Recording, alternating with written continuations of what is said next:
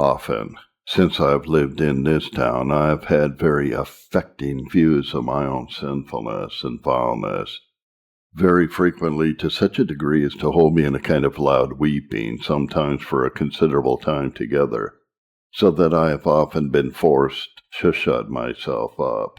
I've had a vastly greater sense of my own wickedness and the badness of my heart than ever I had before my conversion. It has often appeared to me that if God should mark iniquity against me, I should appear the very worst of all mankind, of all that have been since the beginning of the world to this time, and that I should have by far the lowest place in hell, when others that have come to talk with me about their soul concerns have expressed the sense that they have had of their own wickedness by saying that it seemed to them that they were as bad as the devil himself.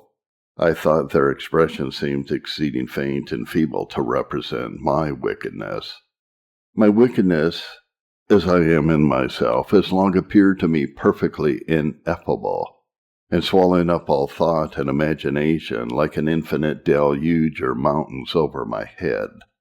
I don't know how to express better what my sins appear to me to be than by heaping infinite upon infinite, and multiplying infinite by infinite. Very often, for these many years, these expressions are in my mind and in my mouth. Infinite upon infinite, infinite upon infinite. When I look into my heart and take a view of my wickedness, it looks like an abyss infinitely deeper than hell. And it appears to me that were it not for free grace exalted and raised up to the infinite height of all the fullness and glory of the great Jehovah, and the arm of his power and grace stretched forth in all the majesty of its power, and all the glory of his sovereignty, I should appear sunk down in my sins below hell itself, far beyond the sight of everything but the eye of sovereign grace. It can pierce even down to such a depth. And yet it seems to me that my conviction of sin is exceeding small and faint. It is enough to amaze me that I have no more sense of my sin. I know certainly that I have very little sense of my sinfulness. When I have had turns of weeping and crying for my sins, I thought I knew at the time that my repentance was nothing to my sin. I have greatly longed of late for a broken heart, and to lie low before God. And when I ask for humility, I cannot bear the thoughts of being no more humble than other Christians. It seems to me that though their degrees of humility may be suitable for them, yet it would be a vile self-exaltation in me not to be the lowest in humility of all mankind. Others speak of their longing to be humbled to the dust. That may be a proper expression for them, but I always think of myself that I ought, and it is an expression it has long been natural for me to use in prayer, to lie infinitely low before God. And it is affecting to think how ignorant I was when a young Christian of the bottomless, infinite depths of wickedness, pride, hypocrisy, and deceit left in my heart.